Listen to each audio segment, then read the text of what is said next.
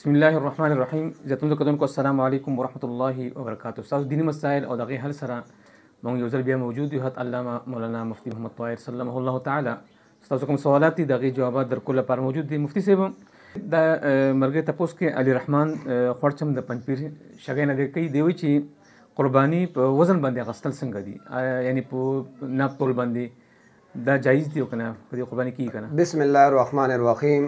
د قربانای ساروی په وزن باندې غسل شرعاً دا جایز دی، خو هغه صورت کې کله چې ساروی هم متعین وي جی او د وزن نه بعد دا ساروی قیمت هغه متعین وي او جانبین معنا خرڅون کې او اغستون کې دواړه په دې باندې راځي. جی شرعاً دا غسل او خرڅول جایز دي.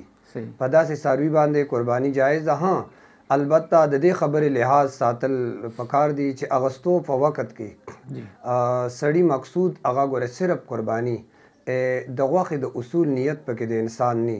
صحیح. د بل تاسو ته ممتازری د شګې دیو چې قرباني کې هو کسان شریک وي، غوښې تقسیم کې ډېرې اندازن جوړول بیا د تقسیم کې آیا د دې شرعاً څه حکم دی د باره کې؟ خجی غټ ساروی چې کم دی او کسان پکې ګڼ شریکی شپږ دی، مثال ودی یا پنځه دی، هر څوره چې شریک دي د غوښې تقسیم په وخت کې اندازې سره ډیرای جوړول دا جایز نه دی، بلکې هر ډیرای هغه په تله باندې تلای او بیا به ډیرای جوړي. که چرته اندازې سره ډیرای دی جوړ کړي د یو زیات رااله یا کم رااله نو دا بسود شي او دا ګناه دی. ها باقی کله ډیرای دی ورسېده بیا د قربانای غوښه هغه افضل او صحیح طریقه دا ده چې درې ځای شي نو ښه وي، یو ځان دپاره او یو رشته دارو دپاره او بل فقرا او کم محتاج مساکین دي هغوی دپاره شي.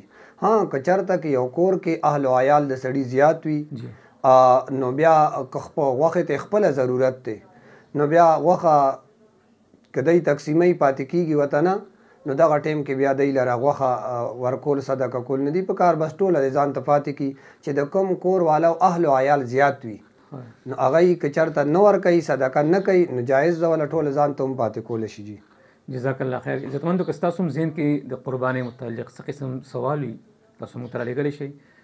مفتی صاحب همه وخت موجود وي، دا نمبر زموږ په سکرین باندې لاندې چلیږي، وټساپ تاسو موږ ته وټساپ کولی شئ. انشاءالله العزیز راتلونکي پروګرام کې مفتی صاحب دغه جواب کوي. سبا انشاءالله بل پروګرام سره حاضر کیږو. تر هغې پورې اجازه غواړو. د الله په امان.